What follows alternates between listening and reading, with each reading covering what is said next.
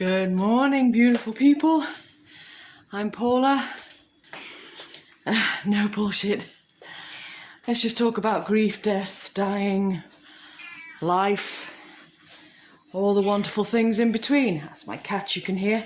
I've had to do this inside because I was going to do it outside, but it's absolutely heaving down out there, which you can probably see I'm soaking wet.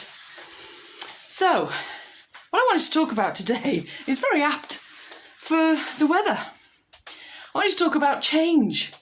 Change is scary. You know, change brings things that you're not 100% sure about. Change brings that fear of the unknown, that fear of what if, what if things don't actually work out? What if I don't like the change? What if I become the person that it's too scary to be? Or, what if I become the person that I really love and that changes my whole life and I lose friends and I lose, I have to change my whole life around it because, wow, yeah, God forbid that you should actually have a life that you deserve. Yeah, I know. I've been through all of that. I've been through all that imposter syndrome. I've been through the what ifs. I've worked through everything and I'm becoming the woman that I always wanted to be. And yes, it's scary. And yes, there are friends that are disappearing out of my life and they were a beautiful gift while they were there. But our energies aren't aligned anymore. And I'm opening myself up to other people who will bring their gifts. And my life is changing. The way I work with clients is slightly shifted. It's scary. Of course it is.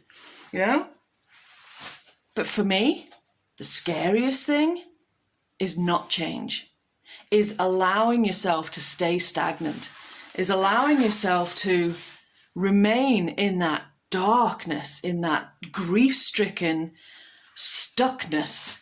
That for me is more terrifying than healing, than learning strategies to cope, than stepping out of that darkness and saying, okay, I have lost somebody I absolutely love with every ounce of my being has died. There's nothing I can do about that, but I can decide how I want to live, how I want to see the rest of my years.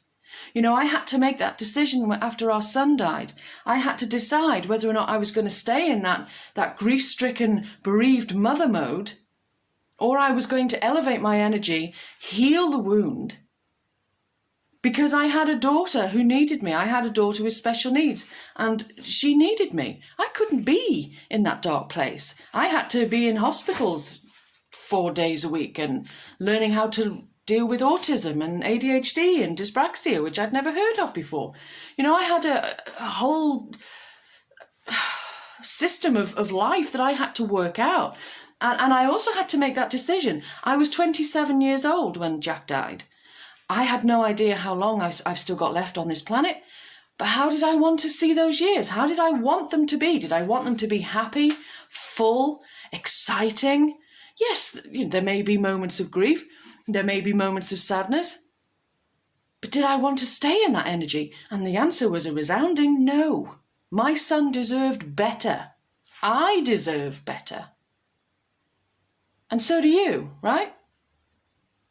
So, yes, I understand change. At the moment, we've had beautiful, scorching weather for weeks, and now it hasn't stopped raining for almost 2 weeks. And it's absolutely horrible. But you know what? Change. Change is what happens on Earth.